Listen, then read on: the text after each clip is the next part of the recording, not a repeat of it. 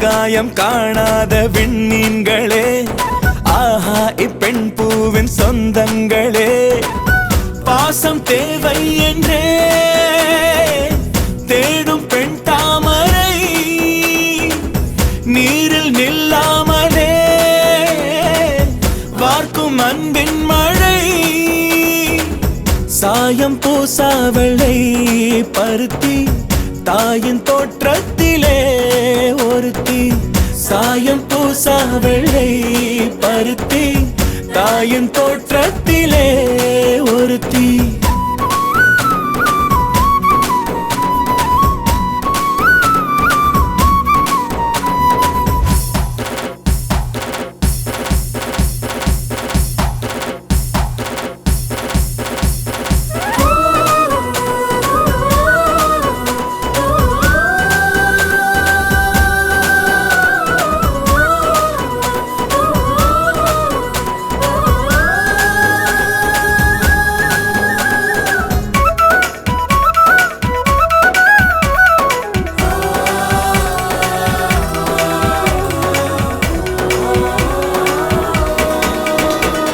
வீட்டுக்குள் பூங்காவை உருவாக்குவாள், தோசைக்கல் ஓசைக்கும் ஸ்வரம் தேடுவாள், 7 வண்ணங்கள் உறவு சேர்த்து செய்வாளோர் உலகு, சாதிக்க போதிக்கும் கல்லூரியோ இவள் ஆதிக்கம் செய்வார்க்கு முள்வேலியோ, புதுமை பூவான பிறவி கடமையோயாத காட்டருவி, செந்தாமரையோ குளநீரில் மலரும் பெண் தாமரையோ மனம் நூறில் வளரும், சாயம் பூசா வெள்ளை பருத்தி தாயின் தோற்றத்திலே ஒருத்தி.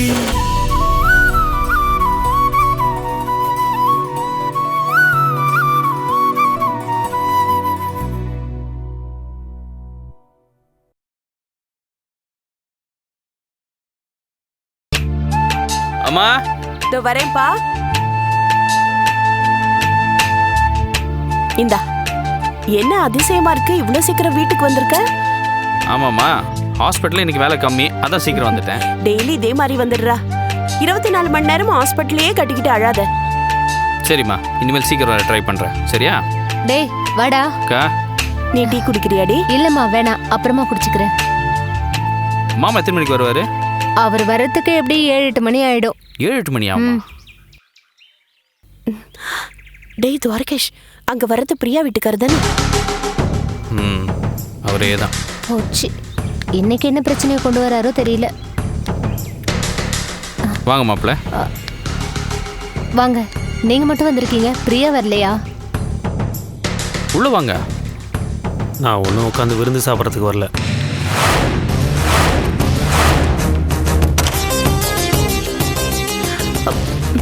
மாப்பிள்ள, என்ன இப்படி சொல்றீங்க? இனிமே உங்க பொண்ணு கூட என்னால குடும்பம் நடத்த முடியாது. இப்போ என்ன பிரச்சனை? ஹாஸ்பிட்டல் டிஸ்சார்ஜ் ஆகாம ஒழுங்கா தானே போனீங்க?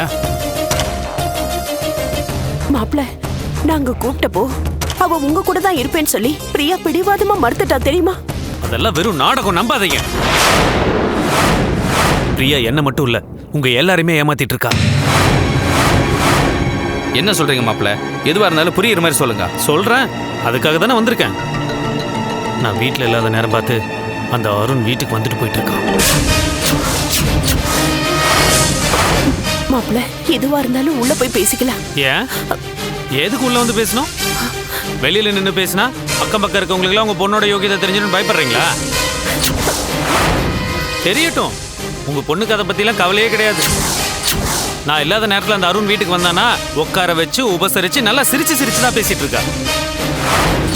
அக்கம் பக்கத்தில் இருக்கவங்க என்ன நினைப்பாங்கன்றதை பத்திலாம் அவ கவலைப்படுறதே கிடையாது. சஞ்சய், நீங்க சொல்றதுல உண்மையா? சத்தியமா உண்மைங்க. இங்க பாருங்க, இதுக்கு மேல உங்க தங்கச்சி கூட என்னால குடும்பம் நடத்த முடியாது. நீங்களே கூட்டு வந்து வச்சுக்கோங்க. என்ன ஆளை விட்டுருங்கடா சாமி. இதை பாருங்க சஞ்சய், தேவையில்லாம அவனையும் பிரியாவும் சேர்த்து வச்சு பேசாதீங்க. என் தங்கச்சி நீங்க நினைக்கிற மாதிரிலாம் கிடையாது. தப்பு பண்ண மாட்டான். அவன் வீட்டுக்கு வந்தது உண்மைனா ஏதாவது ஆஃபீஸ் விஷயமா பேச வந்திருப்பான். என்னது? ஆபீஸ் விஷயமா பேசுறவனா இருந்தா நான் இருக்கும்போது வந்திருக்க வேண்டியதானே? மாப்பிள்ள ஏற்கனவே தப்பா பேச போய் தானே அவ விஷம் குடிச்சா. அவ பண்ற அட்டூழியத்துக்குலாம் நியாயமா நான் தான் விஷம் குடிச்சு சாகணும். இங்க பாருங்க, பிரியாவை பத்தி தப்பா பேசுறத முதல்ல நிறுத்துங்க. அவளை பத்தி எங்களுக்கு நல்லாவே தெரியும். அவ எந்த தப்பும் பண்ணிருக்க மாட்டா. ஆமாங்க, ஆமா, உங்க தங்கச்சி தானே, ரொம்ப நல்லவங்க. அதனாலதான் கல்யாணம் ஆகலைன்னு போய் சொல்லிட்டு நான் கட்டின தாலி கழட்டி வச்சுட்டு ஆபீஸ் போயிருக்கா. ஏங்க, அதெல்லாம் நினைச்சாலே வயிறு எரியுதுங்க. நான் தெரியாம தான் கேட்குறேன், இவ்வளோ நடந்ததுக்கு அப்புறமா அந்த பண்ணாடை வீட்டுக்கு வர வச்சு பேசுறான்னா அவளுக்கு எவ்வளோ நெஞ்சலத்தை இருக்கணும். இதுக்கு மேல என்னால் பொறுத்துட்டு சும்மா இருக்க முடியாது. ஒன்று அந்த வீட்டில் நான் இருக்கணும், இல்லை அவ இருக்கணும். எனக்கு இன்னைக்கே ரெண்டுல ஒரு முடிவு தெரிஞ்சாகணும். பிடிச்சிருக்கியா? ஏன் குடிச்சிட்டு வந்து பேசினாதான் நம்புவியா? இதை பாருங்க, பேச்சில் மரியாதை குறை. என்னங்க நீங்க தான் ஒரு மாதிரி பேசுறீங்க. உங்க தங்கச்சிக்கு சப்போர்ட் பண்ணிட்டு அவ பண்ற எல்லா தப்புக்கு வக்காலத்து வாங்கி பேசிட்டு இருக்கீங்க. கட்டின புருஷனை வேலைக்கு அனுப்பிச்சிட்டு கண்டவனை வீட்டுக்கு வர வச்சு பேசிட்டு இருக்கா. இது சரியா தப்பா? நீங்களே ஒரு பதில் சொல்லுங்க. இங்க பாருங்க மாப்பிள்ள, நீங்க சொல்றத மட்டும் வச்சு பேசிட்டு இருக்க முடியாது. அவகிட்டயே நம்ம என்ன ஏதுன்னு கேட்கணும். தாராளமா கேளுங்க. வீட்டுக்கு வாங்க, விசாரிங்க. யாரு வேணான்னு சொன்னா? நீ பாருங்க, நான் சொன்னது மட்டும் உண்மையா இருந்தா பிரியாவை நீங்களே கூட்டு வந்து வச்சுக்குவீங்களா? அதுக்கு நீங்களா உத்தரவாதம் தருவீங்களா? முதல்ல பிரியாவை போய் பார்க்குறோம், அதுக்கப்புறம் உங்கள் கேள்விக்கெல்லாம் பதில் சொல்கிறோம். உங்க தங்கச்சி நீங்க இன்னும் அந்த அளவுக்கு நம்புறீங்க. ஆனா அவ உங்களுக்கு மட்டும் இல்லைங்க, எனக்கு சேர்த்து துரோகம் பண்ணிட்டு இருக்கா. அவங்க அப்பா திவாகர் இருக்கானே, அவன்தான் அவன் பண்ற எல்லா தப்புக்கும் உடந்தையா இருக்கான். அவனை பார்த்தாலே எனக்கு பத்திட்டு வருதுங்க. சஞ்சய், மரியாதையா பேசுங்க. துரோகம் பண்றவங்களுக்கு இந்த மரியாதை அதிகங்க. இப்ப என்னதான் வேணும் உங்களுக்கு? ஏங்க, நான் ஒன்றும் உங்ககிட்ட கைமாத்த பணம் கேட்டு வரலைங்க. என் வாழ்க்கையை எனக்கு மீட்டு கொடுங்கன்னு உங்ககிட்ட எல்லாம் கேட்க வந்திருக்கேன். பிரியாட்டிருந்து எனக்கு விடுதலை வாங்கி கொடுங்கன்னு உங்ககிட்ட எல்லாம் நியாயம் கேட்டு வந்திருக்கேன். பிரியா தப்பு பண்ணானா அவளை கையும் களவுமா புடிச்சு வச்சு கூப்பிட வேண்டியதானே? அவங்க நான் இருக்கிற நேரம் பார்த்து வரான், நான் இல்லாத நேரம் பார்த்தானே அவ வர வைக்கிறா. அப்புறம் எங்க நான் கையும் களவுமா பிடிக்கிறது? எல்லா அக்கம் பக்கத்துல இருக்கவங்க சொல்லிதான் எனக்கே விஷயம் தெரியும். பிரியாவையும் உங்களையும் பிரிச்சு விட சொல்றீங்களா? இதெல்லாம் அதை செய்யுங்க சாமி, உங்களுக்கு அண்ணே, கோடி புண்ணியமா போகும். நீங்க வேற எரியிற நெருப்புல எண்ணெய் ஊத்தாதீங்க. ஏற்கனவே நெருப்பு கொழுந்து விட்டு எரியுது, அதை அணைக்க முடியுமான்னு பாரு. என்ன குறை சொல்லாத. கொஞ்ச நேரம் சும்மா இருக்கீங்களா? மாப்பிள்ள சஞ்சய், நான் உன்னை பிரியாட்ட பேசி பார்க்கட்டா? இப்படியே எத்தனை நாளைக்கு இங்க வந்து பேசிட்டு இருக்க போறீங்க? எனக்கு ஒரு முடிவு தெரிஞ்சாவணுங்க. என்னாலலாம் அதுக்கு மேல உங்க தங்கச்சி கூட குப்பை கொட்ட முடியாது. மாப்பிள்ள, என் பொண்ணு கை விட்டுடாதீங்க மாப்பிள்ள. மா, நீ ஏம்மா கெஞ்சிக்கிட்டு இருக்க? முதல்ல பிரியா போய் பார்க்கலாம். இவர் சொல்றது மட்டும் பொய்யா இருந்துச்சு, மாப்பிள்ளன்னு கூட பார்க்க மாட்டேன். ரொம்ப நல்லதா போச்சு. வாங்க, தாராளமா வந்து கேளுங்க. அப்படியே உங்க தங்கச்சிட்டு கேட்கறது மட்டும் இல்லாம அக்கம் பக்கத்துல இருக்கவங்ககிட்ட என்ன நடந்துச்சு, எது நடந்துச்சுன்னு கொஞ்சம் கேளுங்க.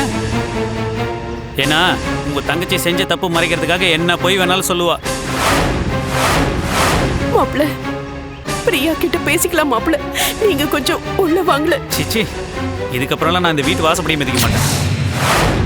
என்ன ஆளை விடுங்க சாமி.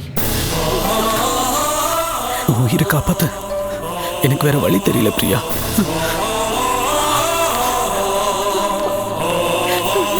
துவாரிகேஷ், மாப்பிள்ள என்னடா இப்படி பேசிட்டு போறாரு? அதாம்மா எனக்கு ஒன்றும் புரியல. நெருப்பு இல்லாம புகையாது. பிரியா ஏதோ தப்பு பண்ணிருக்கான்னு நினைக்கிறேன். அதனாலதான் சஞ்சய் இப்படி நொந்து போய் பேசிட்டு போறாரு. பிரியா நாங்க வளர்த்த பொண்ணு, அவ எந்த தப்பும் பண்ண மாட்டா. எங்களுக்கு நம்பிக்கை இருக்கு.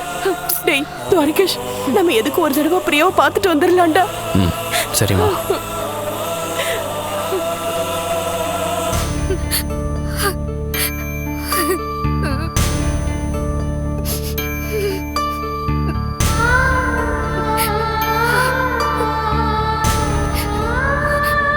இப்படி அழுதுட்டு இருந்தா என்ன அர்த்தம்? மாப்பிள்ள வீட்டு வாசலுக்கு வந்து கண்ணா பின்னான்னு கத்திட்டு போறாருடி.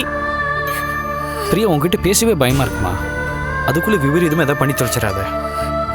நாங்களாம் உன்னை குத்தம் சொல்லலை, என்ன நடந்ததுன்னு உண்மையை சொல்லு. அப்போதானே சஞ்சய்கிட்ட பேச முடியும். உங்கள் ரெண்டு பேரையும் நேரில் உட்கார வச்சு பேசினா தான் இந்த பிரச்சனை முடியும். எனக்கு அந்த நம்பிக்கை போயிடுச்சுன்னு அவரு ரொம்ப மாறிட்டாரு. ஏய், அன்னைக்கே உன்னை வீட்டுக்கு கூப்பிட்டோம். நீதான் பெரிய இவ மாதிரி புருஷன் கூட தான் வாழ்வேன், அவரை விட்டு வரமாட்டேன்னு பிடிவாதம் பிடிச்சு இங்க வந்த.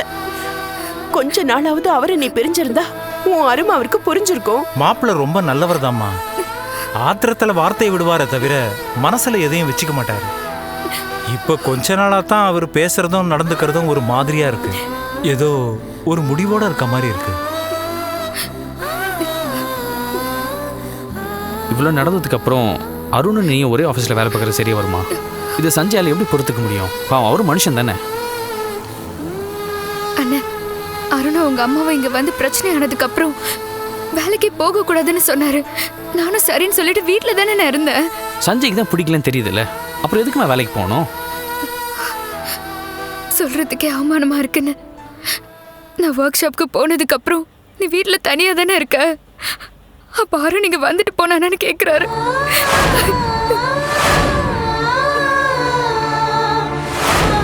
அவர் பேச்சு கேட்டு வீட்ல இருந்தா கூட அசிங்கமா பேசுறாரு. ஆபீஸ் போனாலும் பிரச்சனை, வீட்ல இருந்தாலும் பிரச்சனைன்னா நான் என்னென்ன பண்றது? அதுக்காக நீ அந்த ஆபீஸ்க்கு திரும்பியும் போறது சரிதானா? நீ அருணை பார்க்க தான் வேலைக்கே போறேன்னு என்கிட்டயே சொல்றாருமா. அவர் என்ன வேணா சொல்லிட்டு போட்டும், எனக்கு கவலையே இல்லை. அவர் பேச்சு கேட்டு வீட்ல இருந்தது ஏன் தப்புதான். என்னமோ நான் தப்பு பண்ண மாதிரியும் இவர் கட்டுப்படுத்தி வச்சிருக்க மாதிரியும் பெருசா பேசுறாரு. இவர் பேச்சு கேட்டு நான் ஆபீஸ் போகாம இருந்தா அருணுக்கு எனக்கும் தொடர்பு இருக்குன்னு நானே ஒத்துக்கிட்ட மாதிரிலாம் ஆயிடும். அதுக்காக தான் நான் ஆபீஸ் போறதுன்னு முடிவு பண்ணி போக ஆரம்பிச்சிட்டேன். இதுக்கு மேல என்ன ஆனாலும் சரி, நான் அதை ஃபேஸ் பண்றதுக்கு தயாரா இருக்கேன். நீ இப்படி பேசுறது சரியில்லைம்மா. இல்லம்மா, கொட்ட கொட்ட குனிஞ்சிட்டே இருந்தா அவர் கொட்டிட்டே தான் இருப்பாரு. அவர் எதிர்த்து நின்னாதாம அவர் அடங்குவாரு. நான் அவர் எதிர்த்து நிக்கிறதுன்னு முடிவு பண்ணிட்டேன். கல்யாணம் ஆகலன்னு ஆபீஸ்ல போய் சொல்லிட்டு தாலியை கழட்டி வச்சுட்டு ஆபீஸ்க்கு போனது தப்புதான். இது தவிர நான் வேற எந்த தப்பும் பண்ணலையே. என் மனசுல எந்த தப்பான என்னமோ இல்ல. அப்படி இருக்கும்போது நான் ஏமா அவருக்கு பயப்படணும்? வரது வரட்டும், நான் பாத்துக்கிறேன். பிரியா, தெரிஞ்சோ தெரியாம அந்த பையன் உன் மேல ஆசைப்பட்டுட்டான். இது தெரிஞ்சு நீங்க 2 பேரும் ஒரே ஆபீஸ்ல வேலை பார்க்கறது. அண்ணே, அருண் அவரோட தப்ப உணர்ந்துட்டாரு. அப்பவும் சரி இப்பவும் சரி, என்கிட்ட தப்பா ஒரு வார்த்தை கூட பேசினது கிடையாது. தப்பா ஒரு பார்வை பார்த்தது கிடையாது. என்னைக்கு எனக்கு கல்யாணம் ஆயிடுச்சுன்னு தெரிஞ்சதோ அந்த நிமிஷமே அவர் மனசுல இருந்து என்ன தூக்கி போட்டுட்டாரு. இதுக்கு மேலேயும் சஞ்சய் கிட்ட என்ன ப்ரூவ் பண்ண வேண்டிய அவசியமே இல்ல. அவரை என்ன புரிஞ்சுக்கிட்டா சரி, இல்லைனாலும் எனக்கு அதை பத்தி கவலையே இல்லை. டேய், என்னடா இவ இப்படி பேசுறா? இதெல்லாம் சரியா வருமா? பிரியா, நீ சொல்றதெல்லாம் சரிதாம்மா. ஆனா சஞ்சய் இடத்துல நீ யோசிச்சு பாரு. நடந்த விஷயம்லாம் யோசிச்சு பார்த்தா அவருக்கும் நியாயம் தானே தோணுது. அதுக்காக கட்டின பொண்டாட்டியவே சந்தேகப்படுவாரா? பரஸ்பரம் நம்பிக்கை இருந்தா தானே குடும்பம் நடத்த முடியும். புருஷன் பொண்டாட்டிக்குள்ள சந்தேகம் புகுந்தா குடும்ப வாழ்க்கை நரகமாயிடும். இதுக்கு என்னதாங்க தீர்வு? நான் ஒன்று சொன்னா கேட்பீங்களா? சொல்லுங்க அண்ணா. இப்போ நான் ஒரு அளவுக்கு வசதியா இருக்கேன். பிரியா கொஞ்ச நாள் என் வீட்டுக்கு வந்து இருக்கட்டும். அங்க இருந்துட்டு அவ ஆபீஸ் போகட்டுமே. வேண்டப்பா, நான் அவரை விட்டு விலகி இருந்தா அவர் மனசுல தேவையில்லாத கற்பனை வரும். அதுக்கு எதுக்கு நாம இடம் கொடுக்கணும்? பிடிவாதம் பிடிக்காதடி. கொஞ்ச நாளைக்கு நீ நம்ம வீட்டுக்கு வந்து இரு. மாப்பிள்ளை கிட்ட பேசி சமாதானப்படுத்துவோம். அதுக்கப்புறம் நீங்க வந்து இரு. அதெல்லாம் சரியா வராதுமா. நான் இங்கே இருக்கேன். 2 பேரும் ஒன்றா இருந்தா தேவையில்லாத பிரச்சனை தாம்மா வரும். கொஞ்ச நாள் விலகி இருந்தா 2 பேருக்குமே நல்லது இல்லையா? அவரை பத்தி உங்க எல்லாரையும் விட எனக்கு தான் நல்லா தெரியும். அவர் மனசு எப்போ எப்படியெல்லாம் மாறும்னு சொல்லவே முடியாது. திடீர்னு நல்லா இருப்பாரு, திடீர்னு முகத்தை சுழிச்சிட்டு சண்டைக்கு நிற்பாரு. அவர் கூடவே இருந்தாதான் அவரை சரி பண்ண முடியும். நாங்க இவ்வளவு சொல்றோம், உன் முடிவில் பிடிவாதமா இருக்கியம்மா. கொஞ்சம் இறங்கி வரக்கூடாதா? நான் பிடிவாதம் பிடிக்கலப்பா. சஞ்சய் மேல இருக்கிற பிடிமானம் போயிடக்கூடாதுன்னு நினைக்கிறேன். எனக்கு கொஞ்சம் டைம் கொடுங்க. என்னால முடியலன்னா நானே இங்க இருந்து கிளம்பி வந்துடுறேன். நான் சொல்றத சொல்லிட்டேம்மா. அதுக்கு மேல உன் இஷ்டம். மா, அது அவளோட வாழ்க்கை. அவதாம்மா முடிவு எடுக்கணும். அவளை கம்பல் பண்ணுறது சரி வராது. தேங்க்ஸ்ண்ணே. நல்லா யோசிச்சுக்கோ பிரியா. உனக்காக நம்ம வீட்டு கதவு எப்பவும் திறந்தே இருக்கும். உனக்கு எப்போ வரணும்னு தோணுதோ அப்பவே வந்துரு. மற்ற விஷயம் அப்புறம் பேசிக்கலாம். சரிம்மா. சரி பிரியா, அப்போ நாங்கள் கிளம்புறோம். இது பாருடி, மாப்பிள்ளை அப்படி இப்படி பேசினா கூட நீ கொஞ்சம் பொறுமையா இரு. கூட கூட பேசாத, சரியா? சரிம்மா. நான் போயிட்டு வரேன். அண்ணன், பிரியாவை பார்த்துக்கோங்க. ஏதாவது பிரச்சனைனா தகவல் கொடுங்க. நீங்க தைரியமா போயிட்டு வாங்க, நான் பாத்துக்கிறேன். சரி வரேன். வாமா. வரேன் வரேன்.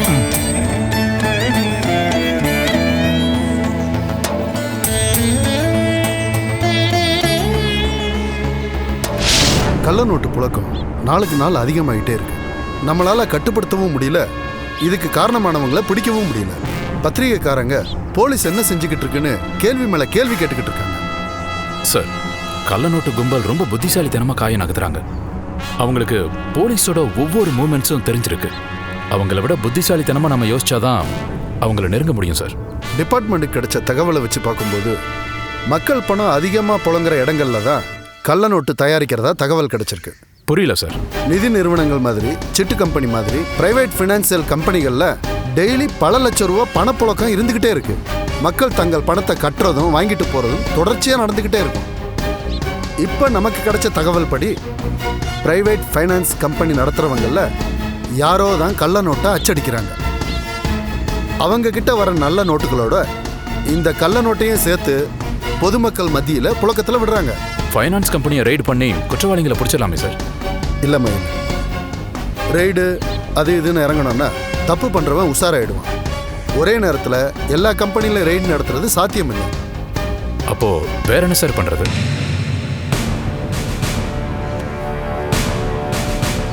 இந்தாங்க, எல்லா கம்பெனியும் நல்லா வாட்ச் பண்ணுங்க.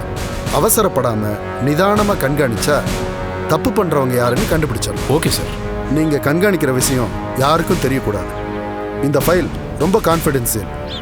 வெளியே தகவல் பரவனா கள்ள நோட்டு கும்பல் உஷாராயிடுவாங்க. Okay sir. தப்பிக்கிறதுக்கு நிறைய சான்சஸ் இருக்கு. தகவல் வெளியே போகாம பாத்துக்கிறேன் சார். நேர்மையான நம்பிக்கையான போலீஸ்காரங்களை உங்க பக்கம் வச்சுக்கோங்க. Okay sir. அவங்க கிட்டையும் எல்லா தகவலையும் சொல்லணும்னு அவசியம் இல்லை. இந்த கேஸ் சம்பந்தமா எப்போ வேணாலும் எந்த நேரத்தில் வேணாலும் என்னை கான்டாக்ட் பண்ணலாம். Okay sir. இந்த கேஸை பொறுத்த வரைக்கும் உங்களுக்கு முழு சுதந்திரமும் அதிகாரமும் வழங்கப்பட்டிருக்கு. Thanks sir. ஓகே மயில், நீங்கள் கிளம்புங்க. என்ன நடக்குதுன்னு எனக்கு அப்டேட் பண்ணிகிட்டே இருங்க. மேலிடத்துல இருந்து ப்ரெஷர் அதிகமாக இருக்கு. Yes sir. Okay, all the best. Thank you sir.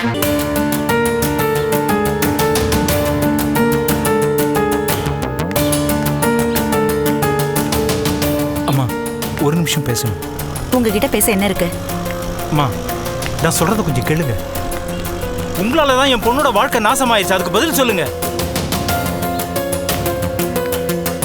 கல்யாணம் ஆகலன்னு போய் சொல்லி ஊரை ஏமாத்தினாலே அது தப்பு இல்லையா? கிடைச்ச வேலையை தக்க வச்சுக்கிறதுக்கு வேற வழி தெரியாம போய் சொல்லிட்டா அதுக்கு இவ்வளவு பெரிய தண்டனையா? என்னைக்கு உங்க பொண்ணுக்கு கல்யாணம் ஆயிடுச்சுன்னு தெரிஞ்சதோ அன்னைக்கே நாங்க விலகிட்டோம். இப்ப மறுபடியும் எதுக்கு தொந்தரவு பண்றீங்க? மா, பிரச்சனை உங்களுக்கு தெரியாதுமா. என் மாப்பிள்ளை என் பொண்ணை சந்தேகப்படுறாரு. அதுக்கு நாங்க என்ன பண்றது? தாலியை கழட்டி வச்சுட்டு கல்யாணம் ஆகலன்னு போய் சொன்னா எந்த புருஷன் தான் சும்மா இருப்பா? அதுக்காக என் பொண்ணை சாக சொல்றீங்களாமா? நாங்க எதுக்கு அப்படி சொல்லணும்? நீங்களாச்சு உங்க பொண்ணாச்சு. எங்களுக்கும் இந்த பிரச்சனைக்கும் இனிமே எந்த சம்மந்தமும் இல்லை. எங்களை விட்டுருங்க. தெரிஞ்சோ தெரியாமலோ உங்க மூலமா ஆரம்பிச்ச பிரச்சனை நீங்க தான் முடிச்சு வைக்கணுமா? இப்ப என்ன சொல்ல வரீங்க? உங்க மாப்பிள்ளை காலில் விழுந்து மன்னிப்பு கேட்கணுமா, இல்ல உங்க பொண்ணு காலில் விழுந்து மன்னிப்பு கேட்கணுமா? ஐயோ, யாரும் யார் காலிலையும் விட வேண்டாம். அப்புறம் என்னதான் வேணும் உங்களுக்கு? பிரியா தற்கொலை முயற்சி பண்ணது உங்களுக்கு தெரியும்னு நினைக்கிறேன்.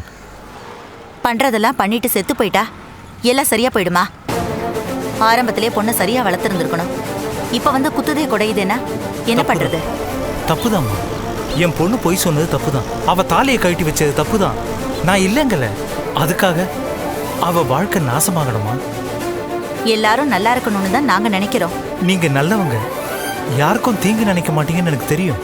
அதனால தான் என் பொண்ணு மீட்டு கொடுங்கன்னு உங்ககிட்ட பிச்சை கேட்டு வந்து நிக்கிறேன். ஏன் இப்படி எல்லாம் பேசுறீங்க? பிரியா நல்லா தானே இருக்கா? என் பொண்ணுக்கும் மாப்பிள்ளைக்கும் நடுவுல மிகப்பெரிய இடைவெளி விழுந்துருச்சுமா.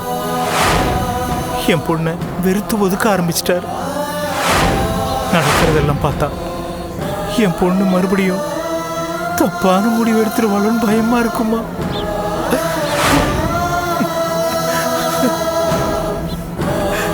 அம்மா, என் பொண்ணுக்கு மட்டும் ஏதாவது ஒன்று ஆச்சு நான் சத்தியமா உயிரோட இருக்க மாட்டேன். அம்மா, உங்க மகன் அருண் ரொம்ப நல்லவர், எனக்கு தெரியும்மா. என் பொண்ணு பண்ணது தப்பு தான். நடந்த சம்பவத்தில் உங்க பையனோட மனசு எவ்வளவு நொந்து போயிருக்கோன்னு என்னால் புரிஞ்சிக்க முடியுது. நடந்ததெல்லாம் மறந்துட்டு நம்ம பசங்க எதிர்காலத்தை கொஞ்சம் யோசிப்போம். என்ன செய்யணும் சொல்லுங்க. இவ்வளோ நடந்ததுக்கு அப்புறம் பிரியாவும் அருணும் ஒரே ஆபீஸ்ல வேலை செய்யறது சரியா வராதுமா. இத உங்க பொண்ணுகிட்ட போய் சொல்லுங்க. என்ன துணிச்சல் இருந்தா மறுபடியும் அதே கம்பெனிக்கு வேலைக்கு வருவா. இது சம்பந்தமா நானே உங்ககிட்ட பேசணும்னு தான் இருந்தேன். அம்மா, பிரியா வேலைக்கு போகலன்னு வீட்டில தாம்மா இருந்தா. ஒரு நாள் உங்க பையன் அருண் வீட்டுக்கு வந்தாரு. அப்போ நானும் வீட்டில தாம்மா இருந்தேன். நடந்த சம்பவத்துக்கு என் பொண்ணுகிட்ட மன்னிப்பு கேட்க தான் வந்தாரு. ஆனா என் பொண்ணை வேலைக்கு வான்னு கட்டாயப்படுத்தினாரு. அதுக்கப்புறம் தாம்மா என் பொண்ணு மறுபடியும் வேலைக்கு போகணும்னு முடிவெடுத்தா. அப்போ எல்லாத்துக்கும் காரணம் என் மகன் தானே சொல்ல வரீங்களா? நான் யாரையும் குத்தம் சொல்ல வரலம்மா. பெரியவங்க நாம ஒரு முடிவெடுப்போம். பிரியாவும் அருணும் ஒரே இடத்துல சேர்ந்திருக்க கூடாது. அது சரியா வராது. அவங்கள பிரிக்க என்ன செய்யலாம்னு யோசிப்போம். உங்க பொண்ணை வேலைக்கு போக வேண்டாம்னு சொல்றதுக்கு உங்களுக்கு தைரியம் இல்லையா? கம்பெனி பொறுப்பு அருண் கையில தானமா இருக்கு. உங்க மகன் நினைச்சா பிரியாவை வேலைக்கு வர வேண்டாம்னு சொல்ல முடியும். இந்த விஷயத்துல அருணும் பிடிவாதமா தான் இருக்கான்.